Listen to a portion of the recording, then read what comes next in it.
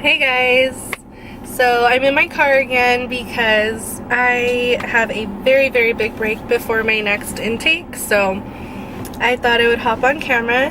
Today I'm going to do another story time video, and this video is dedicated to how I met Olivia's father. So we were both actually living in New York. He had lived there for probably a year already, and then I was going on just a couple of months. And we actually met through an app. So if you guys watched my previous story time video, you know that I moved to New York and I didn't really know anybody. So I had this app on my iPad, and it was like a hangout, but I think people use it mostly for dating type app. I don't really remember what it's called, but I would meet people on there, and I had been dating. I dated a couple guys that I met on there, and then I even met some friends on there. So it was just my way of trying to network and, you know, meet people in New York. And so he was on there as well, and he actually had messaged me initially, and we talked back and forth on the app, and then it kind of fizzled out. We never met or anything like that. And maybe like a couple weeks later he messaged me again, and I remembered him because we had exchanged, you know, some comments and stuff like that. And he was a little bit more forward this time and was like, well, let's meet. And I was like, okay, because at this point I was just meeting anybody, you know, like if somebody asked me to go out, I would go, because like I said, I didn't know anybody there. And yeah, it was just my way of just trying to step out of my little comfort zone. So he said, let's hang out, and I was like, all right. So we set up a date to hang out. It was like an evening type date, and he wanted to meet at the Met, which is the I don't even want to get this wrong, but you know, the Met in New York, the big museum. And it's a really popular museum, and had I been there yet? I think I had been there once before. I went there with him, so I was like, okay. And this was like, it was, what do you call it, like bonus points for him, because I thought that was such a cool idea to meet at a museum. I love those kinds of things. You guys know I'm a big nerd. And prior to that, all the guys that would ask me out were like, oh, let's meet at this bar, or let's go get coffee here, or whatever, you know. But he was the first one to ever be like, let's meet at the museum and go hang out at the museum. And I was like, okay, this is a good start, you know. So I had to work that day. I had a bartending shift, a day shift, so I told him that I would meet him after I got off of work. And I bartended in Brooklyn, in Park Slope, and the Met is in Manhattan. So I got off my shift. I made sure I cleaned and everything and did everything I was supposed to do, because I do not like to be late. Can't stand it. It's a very rare occasion if I'm late. So anyways, I got off, I changed in the bathroom at work, and then I jumped on the train and I headed over. And I think he was texting me and telling me he was running late. Long story short, he was like 40 minutes late. And I would normally leave because, one, this is like our first date. I don't know if it's a date, but we were meeting, you know? And that's really bad to me. That's really bad. Now that I know him, he's always late.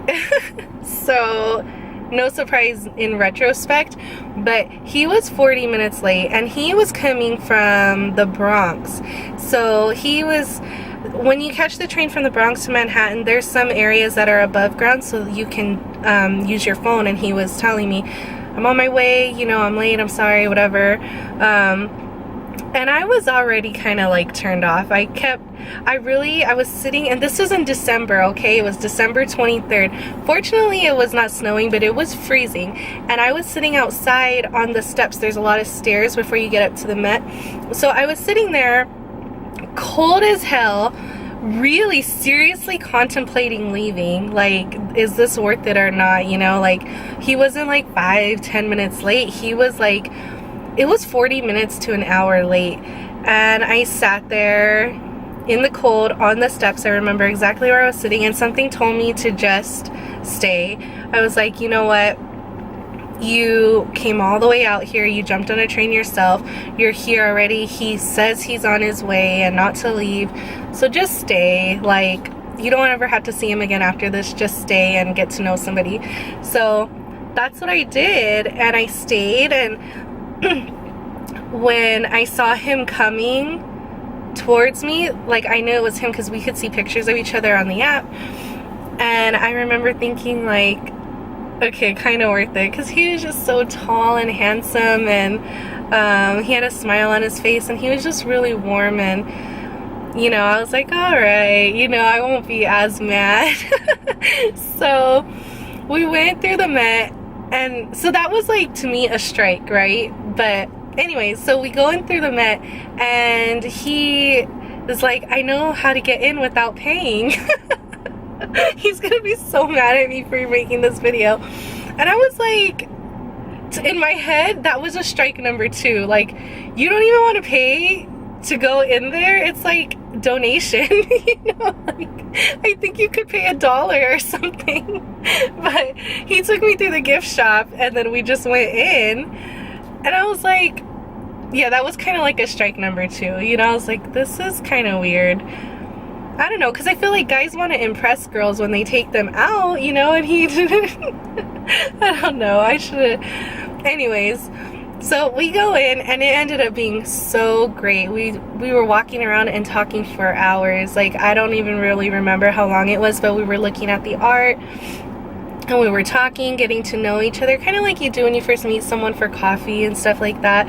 So, but I remember distinctly, he was only asking questions about me. Like, he wanted to know everything about me. He asked me why I was in New York, about my family, what I do for a living, everything. Like, it was just all about me. I couldn't even get in a question about him because he was just, and it wasn't like it wasn't like probing me or drilling me.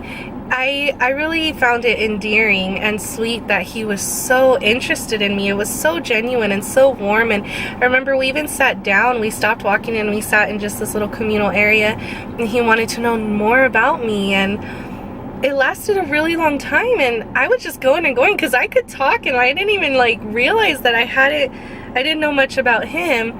So anyways, we're leaving the museum now, and I'm thinking, like, you know, he was hella late, and he was cheap. He was gonna kill me.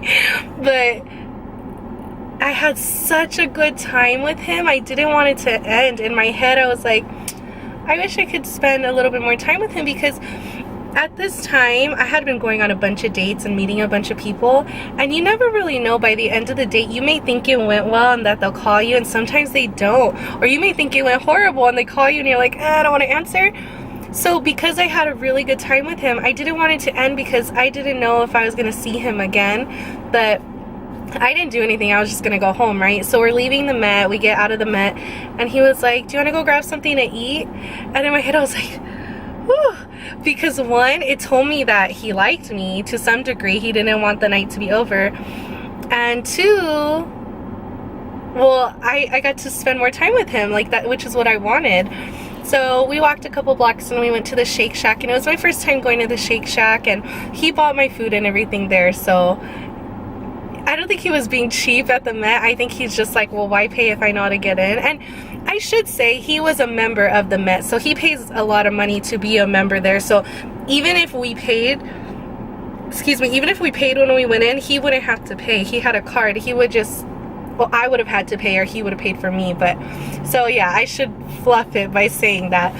But anyways, we went to the Shake Shack and we just talked some more, and it was really great. And then when it was over, we walked to the trains, and we live in separate directions. So I lived in Brooklyn, and he lived in the Bronx. So we had the same train stop, but we had to enter on different sides because I was going this way and he was going that way. So I remember, I think we just hugged at the train station, and then that was it. And then I went down, and then if you've ever been to a New York train station, you can see the other side of the track. So I saw him go down, and I remember seeing him, and this is like, this vision pops into my head often. Like, I don't know if he knows this, but I had such a good night with him. I remember seeing him walk down the stairs, and trains are coming, but you could see in between each cart, I could see him leaning against the wall, like one leg posted up against the wall, and he was just scrolling through his phone. And I just remember trying to keep looking at him for as long as I could before my train came. And my train came first, and I saw it coming, and like I said, I could see him in between each cart, and I just kept staring for as long as I could before I got on the car, the train cart. And then that was it, because like I said, you just never know if you're gonna see that person again, if the feelings were mutual. And also, I just liked looking at him, and he was just, it was such a different date for me. And it was so great. And then, I mean, here we are now, you know. we were kind of inseparable. That was December 23rd, and we had made plans to meet up on Christmas, which was only 2 days later, but I ended up telling him I didn't want to, and I went to Christmas with one of my coworkers in upstate New York, and he was really upset about that. He was like, we made plans, and then I spent Christmas alone, and to this day he still tells me, like, I spent Christmas alone that year. This was in 2011. But for me, it was like, I felt like it would be awkward because we had just met. It's a big holiday. Do I buy him something? I just didn't even want to deal with that. But it was very flattering that he was so upset about it. But he gave me another chance, and from then on, we were inseparable. Literally, we spent pretty much every day together, and we lived really far from each other. So, you know, we spent a lot of time together. And then he ended up moving from the Bronx to where I lived in Sunset Park, 5 blocks away. So even more so, we were always together, either at my house or his place. Mostly at my house because I had a bigger place. I had a whole house, you know, and he was just renting a room. So yeah, we were inseparable. We talked, if we were not together, we were texting or talking on the phone, and it was just so great. Like, just 2 people from California, and I scored too because he was from California, so we both ended up over here after having Olivia and all of that. It worked out. We didn't have to fight over like whose state we're gonna live in or whatever. But yeah, I remember those days so well because they were so great. I remember when I would come home and visit my family, I would talk about him, and I would tell them, like, this guy is amazing. Like, he treats me so well, and like, just so well, you know.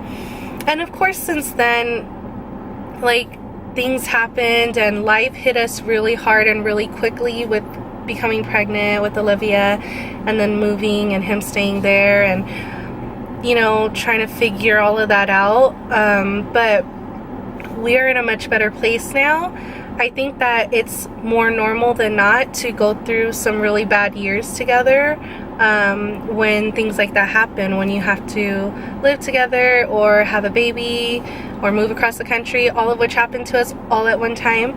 So I really wouldn't expect it any other way than how it did go, which was very difficult and had a lot of challenges, but we have, I think, gotten over that hump and really learned how to coexist and how to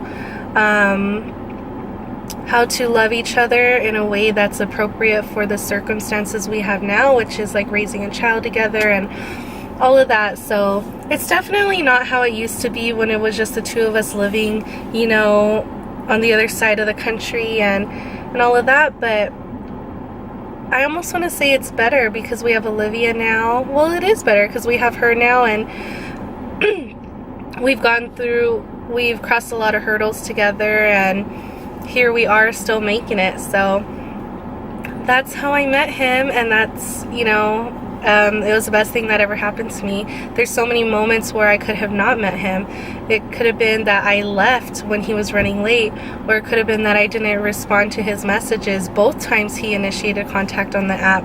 You know, it's a lot of could-haves, and I'm just so glad everything panned out the way it did. I love him so much, and I love our daughter, and I love our family, and I love our life, and I think that we're continuing to grow together and to support each other and to just be great examples of what love is supposed to look like for our daughter. And I know that's only going to get better with time, so I consider myself to be very, very blessed, and I think we have a great story, and I wanted to share it with you guys, and I wanted to especially share it with Olivia because that is how I met your father. So anyways, happy Thursday, you guys. I hope you guys are having a blessed day as always, and I will catch you on the next video. Bye.